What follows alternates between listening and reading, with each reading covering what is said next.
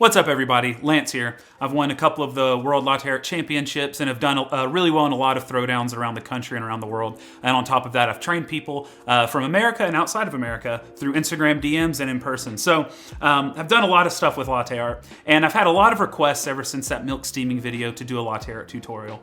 Well, good news, I was planning on doing it anyway, and we're doing it right now. So before we begin, it's important that you all have incredible milk texture in order to really go forth with latte art. Now, in order to get that proper milk texture, I'm gonna link right here my video for milk steaming. Now, I want you to be able to steam the milk incredibly silky, and I want it to pass the shake test before you really try to do this, because a lot of people are gonna try these things I'm about to show you. They're not gonna get it the first time. They're gonna give this video a dislike and get really upset. But I can tell you what, if you have proper milk texture and you go through this video a few times, I promise you, you'll be able to do some incredible things, especially with a lot of practice. Just remember that baristas don't get latte art their first day, so likelihood is you won't either. To understand latte art, you need to understand 3 basic things, and we're gonna go over these, and I'm gonna do something that's famous on TikTok. I'm gonna go, first thing is spout proximity. Second thing is, I feel like a loser doing this, the cup rotation. And the last thing is flow rate. These are the 3 phrases that we're gonna get embedded in our heads and understand properly before we're able to go forward and really attempt any type of latte art. So what are these 3 things, you ask? Well, they're all kind of self-explanatory. Spout proximity refers to the pitcher spout and how close it is to the level of the liquid in your cup at any given moment. So if you have liquid down here, like at the very bottom, if you have 2 ounces of espresso in your cup, so visualize, maybe we'll put a little graphic of ... We've got level of espresso here, and we have our pitcher here, which is full of milk, and I actually have it full of milk, so I can't, so literally right here is as far as I can go before milk drops. Visualize the amount of space there is between the spout and the surface of the espresso. There's a solid 2 to 2.5 inches, or for people outside the customary system, maybe 4.5, 5 centimeters. That is quite a bit of distance. So the spout proximity is quite high. Now, with that same the little dots right there, if I were to tilt the cup, and I'm gonna keep my finger here for that espresso, if I tilt the cup, because obviously liquid's always gonna be parallel to the ground, all right, because of gravity, hello. What we're gonna do is if I tilt the cup, look, we're gonna get that espresso right to the lip, and it's still gonna be level to the ground, because that's how liquid works. Now watch how close my spout is. The milk is about to come out, but look at that. I am maybe a centimeter from the surface of that liquid. So spout proximity refers to the distance between the spout and the liquid in your cup, whether it's just the espresso or when we add milk. Every time I refer to spout proximity, I'm referring to the distance between the spout and the liquid. Spout proximity, distance between spout and liquid. That's number 1. Number 2, cup rotation.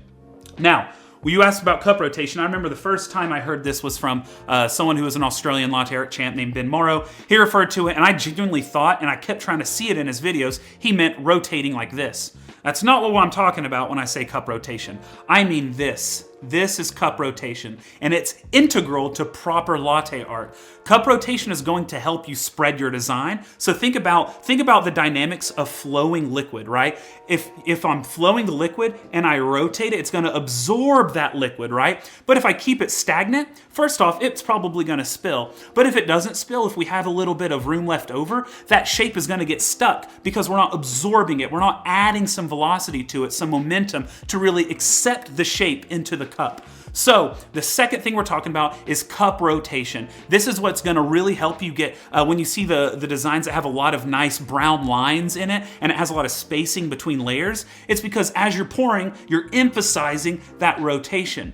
Now, you might ask yourself, or ask me, Lance, why is your cup ever tilted like this? You're gonna spill. Well, if you recall, spout proximity, we have to tilt the cup to get that spout as close as possible, which I'll get to here in a second.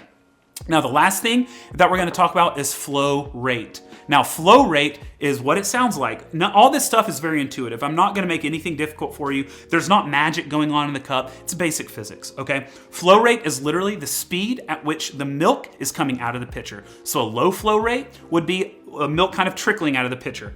So it'd be something like this.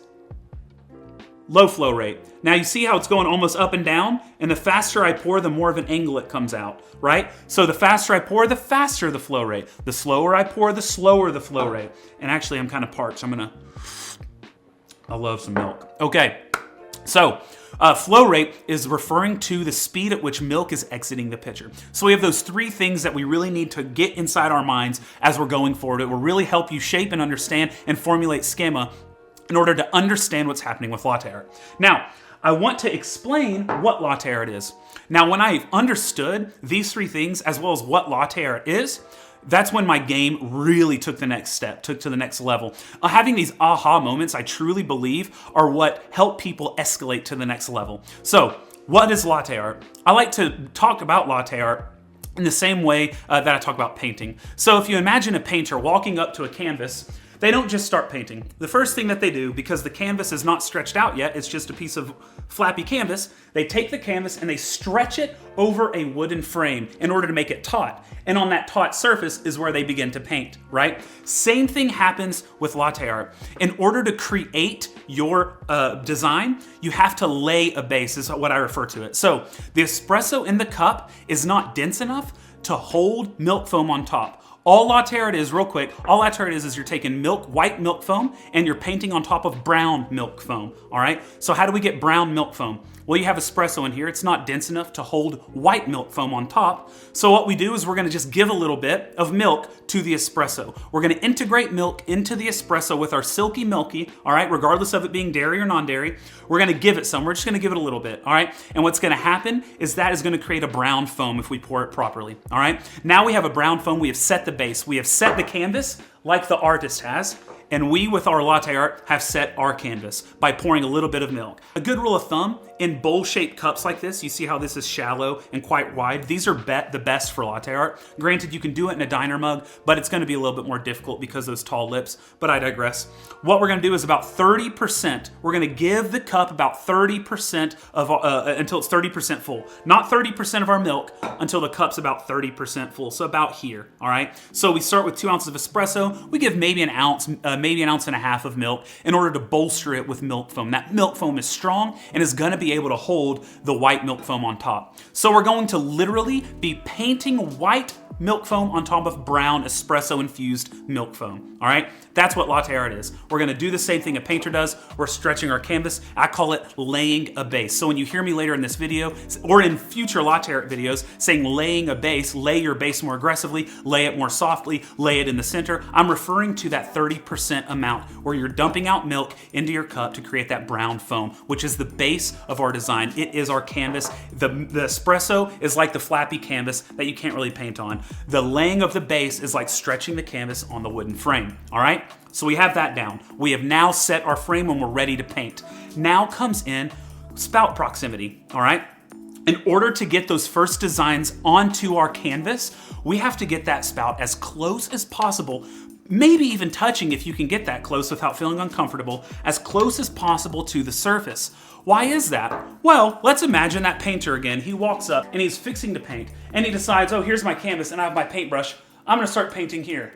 Well, that's silly. Obviously, if he's not making contact with the brush onto the canvas, no paint is gonna come out. He's just painting the air. Same thing's gonna happen here due to gravity. If we're pouring from up here, that foam that we have created that is sitting on top of our more dense milk, that foam sitting there is gonna just sink.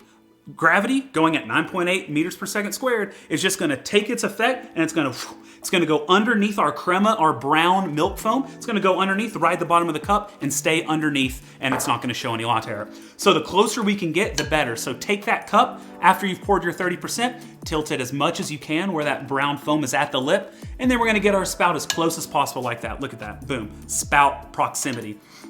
And I'm gonna keep breaking stuff down as we go. This is my pedagogical technique. I like to give everything in bites and continue to expound on them as I go. So what we have done is we have set our canvas. We have laid that 30% of the cup with milk. So if you're at home and you tried that, we have the 30%. We tip the cup all the way. We get the spout as close as possible. So we've done our spout proximity. Then we go to cup rotation. So once you begin to pour, obviously, you must rotate the cup or you'll spill everywhere. So you rotate. Rotation's gonna really help you set your design. So spout proximity is gonna start the design. The cup rotation sets the design in place. It also helps you with spacing, okay? And the last thing is the flow rate, okay? The faster you pour, and this is a really important thing to understand. People I've seen people, they tag me in videos and they ask, why is my design not coming out after I lay my base? And I say, well, send me a video so I can really understand what's going on. And they're showing me in their video, let me get some more milk in my pitcher. This may be a mess, but 1, 2, 3, hey-oh. Steady hands, and just kidding, I did make, no one cries over spilled milk. Okay, so we're gonna take this, and I lost my train of thought, so let me get back to it in 3, 2, 1, got it. So we're gonna be, we have the base right here, and I see people laying their base this slowly, and then they try to pour, and nothing's happening, all right? Well, or they'll have the back part, and around the edges, there will be a lot of thin-looking milk shooting out and ruining any potential design. And people are like, well, what's going on? Well, the answer is simple, and it deals with foam and foam disbursement. Now, when you steam your milk and you begin to pour, foam doesn't want to leave that nice, cushy metal insides of the pitcher. It's stubborn. It's like, nah, fam, I don't want to get out of this pitcher. I want to stay here, all right? And so we have to encourage it. We have to coax it to get out, all right? So we're gonna pour faster and faster and faster as we keep pouring. The way I like to describe this is using concrete as an example. So remember I said at the beginning, this espresso is not viscous enough to hold a design, so we're gonna give it some milk in order to hold that design, right? Well, obviously, implied in that is that giving foam here increases viscosity. So it would make sense that the more foam we put in, the more the viscosity is risen, right? So the more the viscosity raises, the more intense we have to pour in order to make any change. So listen, let's use concrete as an example. When I pour that beginning, setting the base, when I pour that base, what I've done is I've laid the concrete, all right? Laid the cement. Let's say cement, I said concrete. I've laid the cement, right? Now on day one of cement, if you wanna go and put your hands in it, right? Because you're like, oh, I'm funny, I'm gonna put my hands in it, or like Michael Scott putting his face in it. It's really goopy, and it's not gonna hold the shape very well. Day one, and also if you've laid cement before, or concrete before, whatever, I can't remember which I'm using, cement. If you've laid cement before, you know this is not accurate as far as the days. I'm using these days for, like I said, pedagogical reasons. So, on day one, let's assume this is day one, it's really soft. You put your handprints in it or you write your name, and it's kind of goopy. It doesn't really want to hold its shape. So you keep adding milk. You go to day two. It's perfect day two. You can sit there and write your name, and it's going to be just beautiful. It'll hold its shape for forever. It's going to dry perfectly, and there it is. Day three, as you keep adding milk, that viscosity is rising. Now that cement is quite hard. You can still write your name in it, but you're going to have to get a stick or something. You're going to like that. There's some sound effects for you people who saw the beatboxing video. So we're gonna like have to go hard to scrape my name into it, right? And even still, they're gonna be like little pill balls of cement that come up because it's almost fully dry. So the idea is, as you're adding more milk, you're gonna have to be more aggressive with how you're drawing, with how you're making your art. And then on day four, it's fully solidified. There's nothing more you can do. That's what happens if your milk is too thick and you're too far in the pour, or if you've poured it to the top and you're trying to add something and the foam is just like kind of sitting on top and blobbing. It's because guess what? That foam is too thick now. You've added all of the milk that you can. It's not wanting to change anymore. So think of as you're pouring milk, and you may want to rewind that and take notes because that's a really good analogy. As you're pouring milk, it's going to continue to concretize. So it is concrete that I use. So I'm going back and forth between cement and concrete. I don't know the difference. I'm sorry. There may be no difference. Drop in the comments. You can make fun of me. So as you keep pouring, it's going to continue to concretize. And so day one, it's going to be mushy. It's not going to really hold its form. So you want to make sure you have enough milk in that espresso to hold its form. Day two, it's going to continue to solidify, but it's at that perfect stage where you can start rippling if you want, but we're not into that yet. You can start your heart shape or whatever simple shape you're wanting, and it's going to come out crisp and really quickly, and you're going to freak out. You're going to go, oh my goodness, this is working so well, I don't know what to do. But don't freak out. Don't slow down your pour. Continue to speed up, because as you keep adding milk, you're adding foam. As you're adding foam, it's becoming harder and harder to change the design. So you have to go faster and faster with your pour. Otherwise, it's gonna be a small shape. So, concretization, very important. As you keep adding milk to your cup, it's gonna concretize as it goes up. It's gonna get thicker and thicker, and it's gonna be harder and harder to make any difference. So as you're pouring, your flow rate needs to slowly increase in order to make any changes, okay? So, those are our three staples. Our staples are what again? I'm gonna let you say them at home, like off Dora the Explorer when they say swipe or no swipey. Say them with me. That's right, spout proximity, cup rotation, and flow rate. All right, good job. Everyone's doing so well. All right, so Now we have an understanding of what latte art is and how it's affected by our flow rate and how it's affected by the foam that goes in there and the raising viscosity. All right. So what I want to do now, and I know I have milk in here, which is going to be fine, but you can do this with water. I'm going to do it with milk so it's easier to see on the screen. But the best way to understand feeling the flow rate is by getting some water in your cup and really feeling what it's like to pour fast flow rate, slow flow rate, fast flow rate. That is hard to say. Say that 4 times fast, 5 times fast. Fast flow rate, slow flow rate, fast flow rate, slow flow rate. So as you watch, I'm gonna do that with you, and I'm gonna show you while I'm doing this when you need to speed your flow up. So let's act like this little bit of milk is my espresso. All right. So I have my 2 ounces of espresso in here. 2 ounces of espresso. All right. And now what I'm gonna do is I'm going to lay my base. So to lay your base, you don't wanna be really close. All right, so I'm gonna tell you some things you don't wanna be. You don't wanna be really close, because what could happen is because that espresso is so thin, the foam could shoot down right up the back and sit on top. And then you have white sitting on top. It's ruined our contrast. All right, you don't wanna be too high, because guess what? Same thing's gonna happen. It's gonna shoot down with all that velocity. It's gonna ride up the back because it's a nice curved cup. It's gonna sit on top, that foam is. And you don't wanna be too close to the side, because guess what? That darn thing's gonna happen again. If it's too close to the edge, if I'm pouring here, like if I decide, some people like to go side to side laying their base. If you get too close to the edge, it's gonna ride around the edge and it's gonna show up over here. And it's gonna ruin our contrast. So the best way to do this is to tilt your cup to lay your base, tilt your cup just a bit. You don't have to go all the way to the lip, just a bit, and aim for the center, because guess what? See how deep it is right here? My espresso is that deep. If I tilt, look how much deeper it is with that angle here. I have a lot deeper of an angle if I go for the middle here than if I were to go for the middle here. So I want a little bit deeper so I don't have that issue of it rising up the back and ruining contrast by getting foam on top. So I'm gonna aim for the center, and I start kind of low, and I'm gonna go up maybe an inch and just kind of go side to side a bit, not all the way to the edges. If you go to the edges, I'm gonna reach through this camera and I'm gonna say, don't go through the edges, because I'm not an aggressive person, even though I might sound like it. So we're gonna get close and we're gonna go up a couple inches, and we're just gonna go side to side to lay our base, all right? And once we're 30% full, and if I spill again, I'm just gonna wipe it up. Look at that, like a pro. So we're gonna go 30% up, and we're just gonna drop in right in the middle with it barely tilted, and you're gonna rise up an inch, or 2.2 centimeters, okay?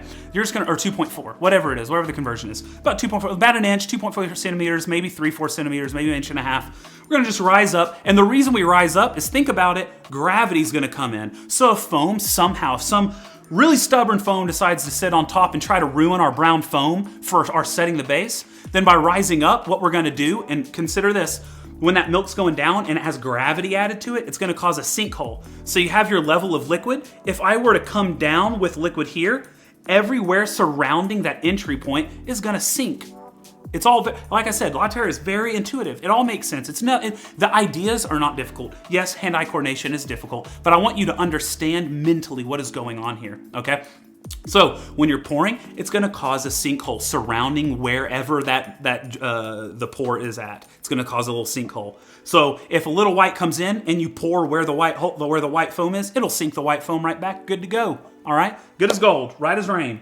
Whatever other phrase you wanna say right there, there it is. All right, so we have now laid our base. We have our espresso. We're gonna get somewhat close, drop, come up a couple inches, or an inch, inch and a half, 2 inches, a few centimeters, and boom. Now we have our stretched canvas. Now what do we do? Oh my goodness, Lance, what are we gonna do? Now we're gonna make that, what people in coffee call a monk's head, which is essentially a heart without the pointy bottom.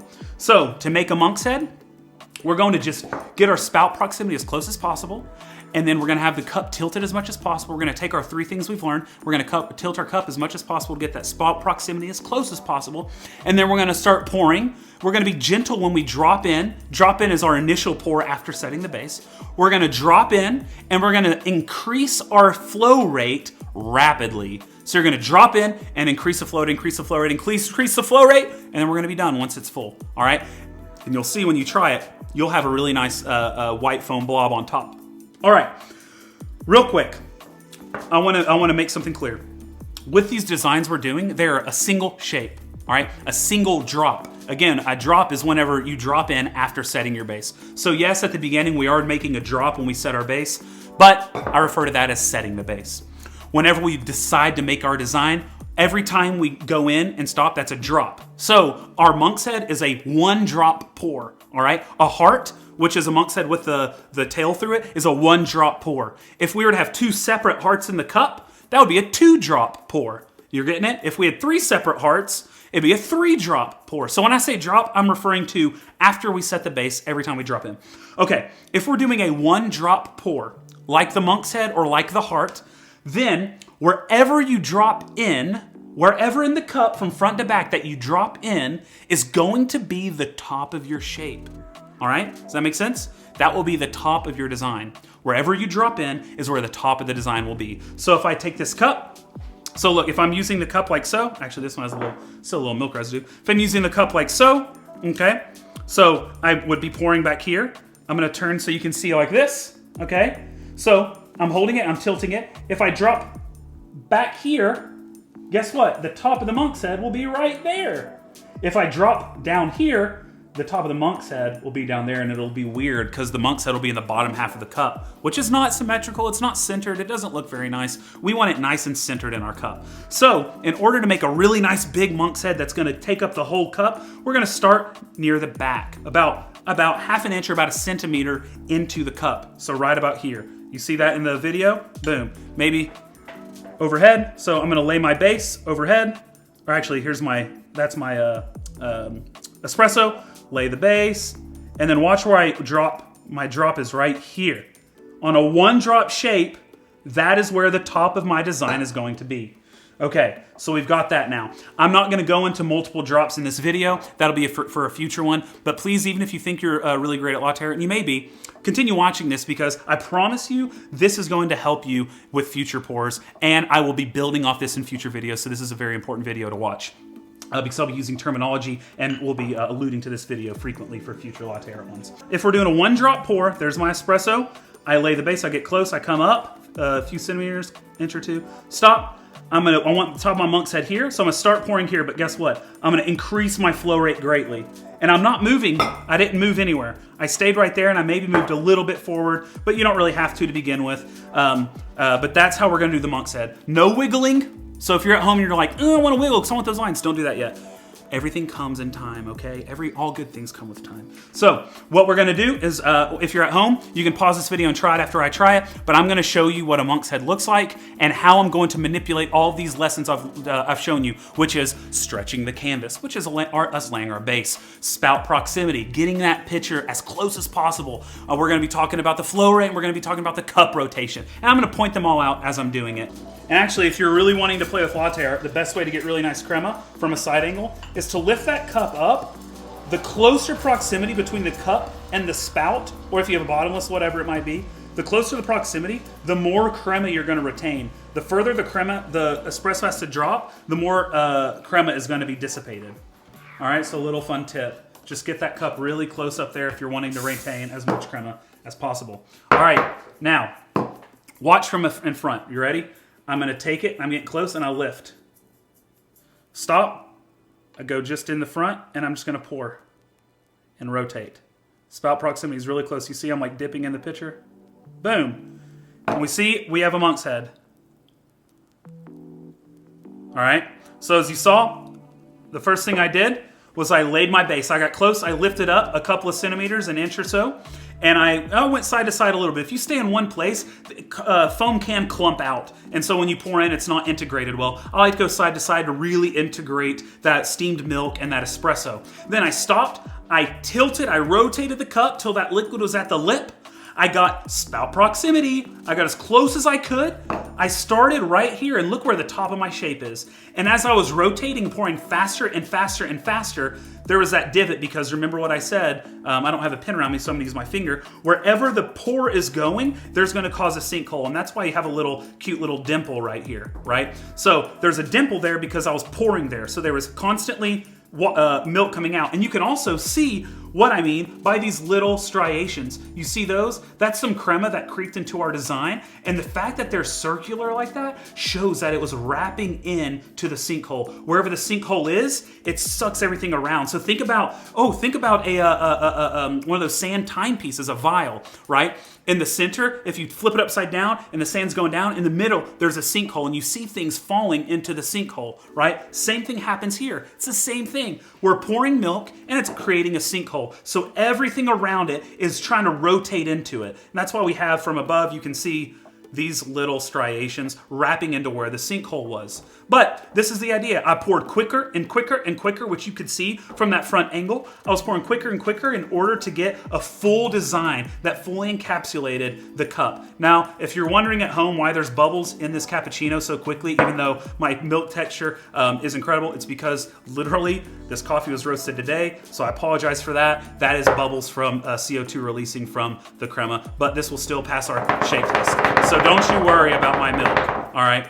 So that is a monk's head. We will do one more for good luck, so just watch closely, all right? We're gonna do one more.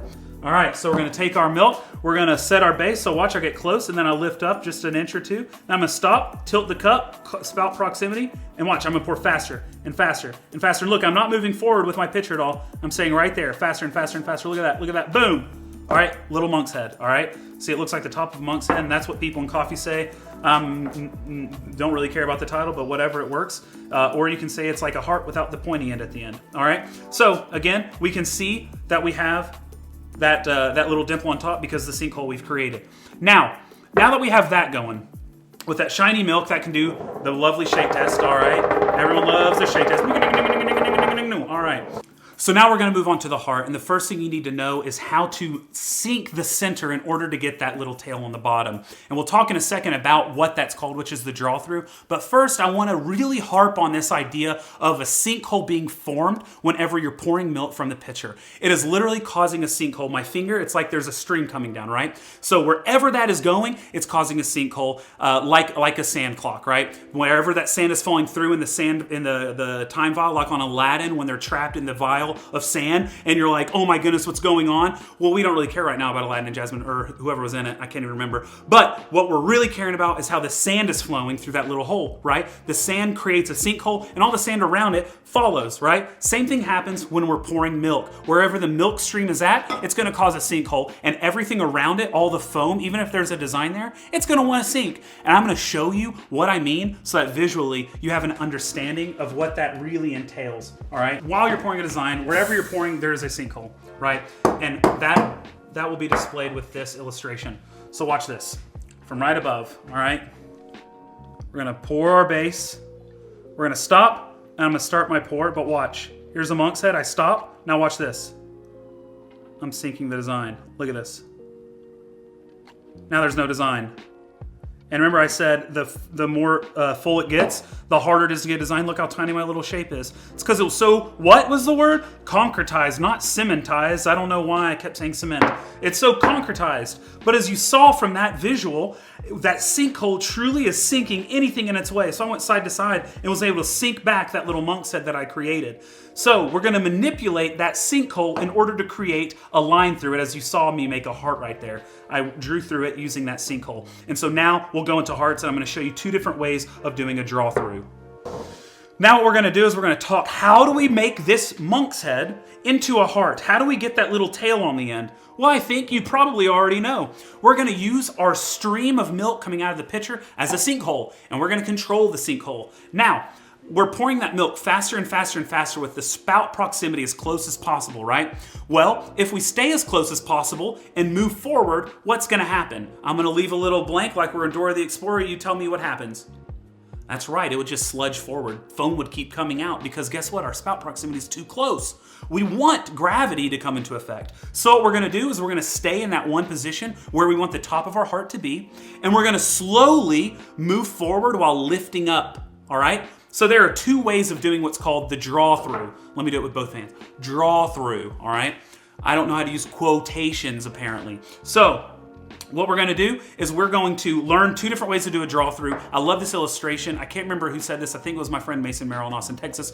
Can't be sure of that. Anyway, 2 different ways of doing what's called the draw through, which really finishes every design you see. Every time you see a nice symmetrical cut, it's from someone doing a draw through. One way of doing it is by, when you're at the end and you have a little bit of space left, you do what's called the helicopter lift off. You slow your pour down, you take off like a helicopter, and you fly away. So obviously the helicopter draw through, what that's doing is you're immediately stopping the foam from coming out when you lift up, and then you do a draw through. You literally go forward with it, and then when you get to the end of the cup, you stop your pour so you don't spill milk everywhere. And what will happen is that constant stream, my finger is a constant stream of milk, as it's going forward, it is literally cutting your design in half. It's sinking the center of your design. See what I'm saying? So you start with this, right? Because obviously you have the dimple, just by nature, because there's a sinkhole where you're pouring. And then you're going to draw down the middle, and it's going to take foam with it as you're drawing, and it's sinking it. And watch. Boop! That's what's going to happen. Then you're going to have a heart. All right, and you'll see it on the video here in a second. But so that's one way of doing what's called a draw through. The other way is what is called the airplane liftoff. So when you have a little bit left in the cup and you're ready to do your draw through, you slowly slow down and slowly increase. So as an airplane takes off like this, right? So you're slowly slowing down your pour and you're lifting off. Like that right there. So you got the helicopter, right? And you got the airplane liftoff. Right? So those are the 2 ways of drawing through. All right. So we're going to now do a heart, and we're going to use those. We're going to do a monk's head. We're going to do that design. And then before the cup is too full, we're going to either do a helicopter, which is the easier one, and I recommend for you to begin with, or we're going to do the airplane. All right. Now the airplane is definitely a more stylistic choice. You don't have to do that. It's going to make the heart more oblong. Okay, and people really like to finish their pours with that if they're doing a really complex pour, and what they call it dragging the heart. So it's that airplane pour. You're dragging the heart, but because you're slowly going up, there's still foam integrating into the design. So instead of just sinking it, it's still maintaining some of that foam in place. All right, so you can either do the airplane where you're dragging the design with your pitcher, or you're gonna do the helicopter, which will immediately sink and you'll go through, make the cut. So let's do our heart. I'll swirl that espresso because it's so fresh. Bada bing. And I'm gonna do this for in front. So watch. I lay my base. I'll lift it. You see that? I'm gonna get really close. Pour faster, faster, faster, faster. Now watch. I'm almost full. And watch this. Watch this. Helicopter. Pull through. Look at that. We made a heart together. Everybody. Yay. Give yourself a hand if you did it with me. Right? So we did a little draw through right there. We see that? See that right there? Boom. All right. So everything that we have been talking about this whole time came into play right here. We stretched the canvas over that wooden frame. We laid our base. We did our 3 things. We did spout proximity. We got that spout really close. All right. We did cup rotation. We rotated the cup in order to center that heart really well. And we worked on our flow control. After we saw that initial bit of foam sit on top, we sped up, sped up, sped up, sped up, right? And then at the very end, we helicopter. You slow down. So remember, you're speeding up, speeding up, speeding up, speeding up. Then you slow down when you're almost full so that you have control. If you keep going really fast, you might overflow. Slow down, helicopter. Helicopter through. As you saw from that front angle, and we'll do it again right now. And boom, we're back to the video, all right? And now you're watching the video, and the video shows in slow motion that helicopter going up slowly. You see that? You see how full it's getting? And it's going through. And cut back to me because this is my show, not the Latte Arts. All right, so we've got our monk's head, we got our heart. Let's do one more heart together, and we'll call it quits on these things, and we'll wrap up with a little bit of talking. All right, so remember, we're gonna lay our base. We have our silky milky, right? We're gonna lay our base. We're gonna start real close, and you're gonna lift up like an inch or two, a couple centimeters, stop. Close as possible. Pour faster, faster, faster, faster. You hear me talking. I'm talking to you. Everyone's doing it. And then we're gonna slow, lift, helicopter through. So you see that from in front? You saw that slow lift and helicopter through? And now you can see it from above, that it looks like a heart, and bada bing, bada boom. That's all there is to a nice little latte art heart. And sorry I sludged down the side. You know it's that nice texture though if it sludges down the slide like it's a slug or something. It's just like viscous and again, everyone loves a shake test. All right. So As you see, now we have a heart. So this is the basics of latte art. Every design comes from the heart. That sounds really cheesy, but it's actually very literal. Not trying to sound cheesy, all right? I'm not Nora Jones singing you a song, right? I am teaching you latte heart. All right, finger guns. All right, super cheesy right now. So, every design comes from the heart. Every design that you see, whether it's those crazy looking Pegasus animals to really complex tulips to those rosettas that look like ferns, everything starts with that drop in as if you were doing a heart. All right, so it's very important to get this shape down.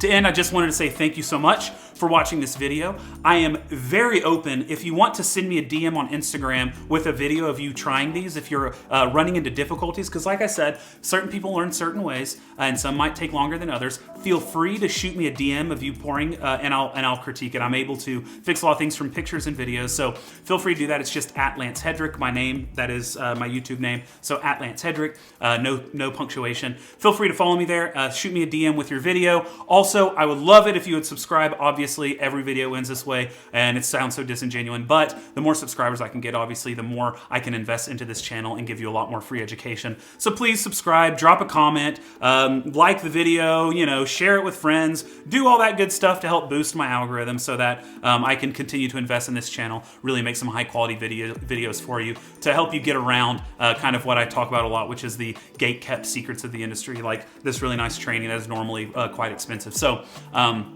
I thank you for watching this. If you've made it this long, you are a true one. And again, feel free to drop comments. I'm really good at responding to those, or DMs. I'm happy to help however I can. Work on those. Work on that helicopter and that airplane. Make your sound effects as always. And again, if you haven't watched that milk steaming video, it's linked here. If you haven't seen my Breville Bambino video, me pouring incredible latte art on a $299 espresso machine, it's linked right there. So watch those, subscribe, and have an awesome day. See ya.